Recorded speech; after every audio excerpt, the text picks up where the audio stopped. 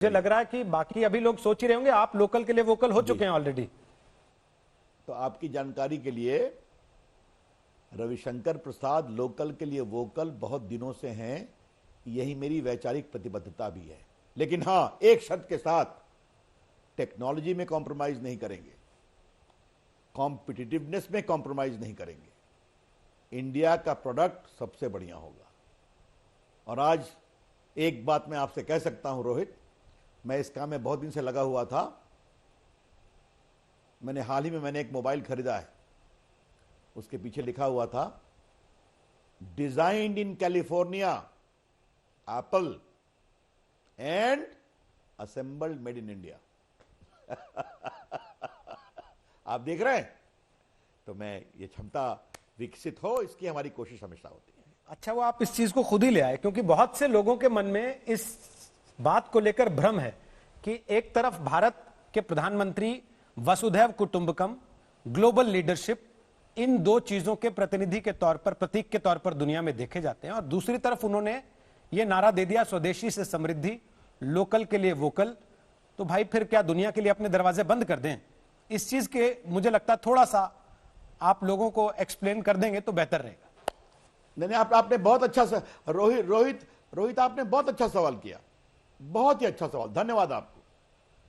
भारत आत्मनिर्भर बने, इसका मतलब भारत अपनी खिड़की में या दरवाजे बंद कर ले, ये नहीं है। भारत दुनिया की एक बहुत बड़ी अर्थव्यवस्था है।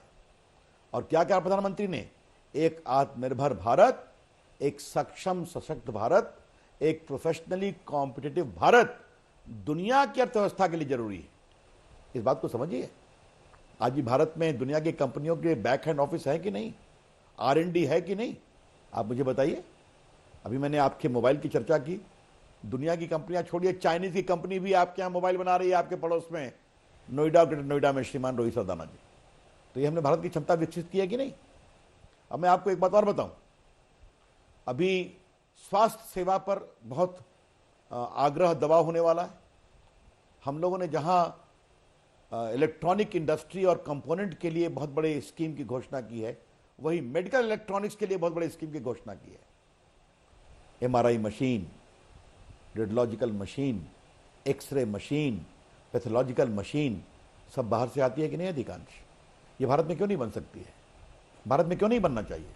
ठीक है, विदेशी कोलैबोरेशन होना चाहिए, लेकिन वो भारत के द्वारा क्षमतावान तरीके से बनना चाहिए। और भारत की क्षमता क्या है?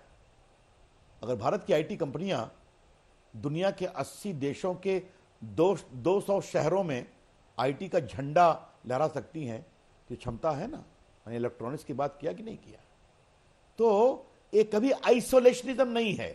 हाँ, एक भारत की अर्थव्यवस्था आत्मनिर्भर होगी, मेक इन इंडिया होगा, गुड क्वालिटी होगी, गुड प्रोडक्टिविटी होगी, जो दुनिया का भी बेंचमार्क बनेगा। अब मैं आपको एक बात और बताऊं, अच्छा कि आपने सवाल पूछा। मैं विदेश जब भी जाता हूं, खास करके जब लॉ मिनिस्टर के रूप में जाता हूं, मैं कॉमनवेल्थ लॉ मिनिस्टर्स कॉन्फ्रेंस में, बाकी में, तो मैं डिजिटल पेमेंट की बात करता हूं। भारत डिजिटल पेमेंट का बहुत बड़ा एक क्षेत्र बन गया। आपकी जानकारी के लिए UPI, ये सब क्या है? ये सब भारत की देन है, मेड इन इंडिया है।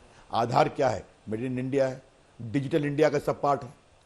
तो जितने भी विकसित देश हैं, अफ्रीकी देश हैं, वो मुझसे कहते हैं रविशंकर जी हमें आधार बताइए, हमें डिजिटल पेमेंट सिखाइए, हम भारत को फॉलो करना चाहते हैं। वो चीन से परेशान हैं, आक्रांत हैं उनके शिकंजे भरे दबाव के कारण। तो ये आप मेड इन इंडिया ने दुनिया में अपनी पहचान बनाई है। ये बात मैं आपको कहने की कोशिश कर रहा हूं। यही हमारी सोच है, आत्मनिर्भर भारत दुनिया के लिए एक बेंचमार्क हो। सिर्फ अपने को बगुला भगत की तरह हम अपने को अंदर ही देखें, ऐसा नहीं है।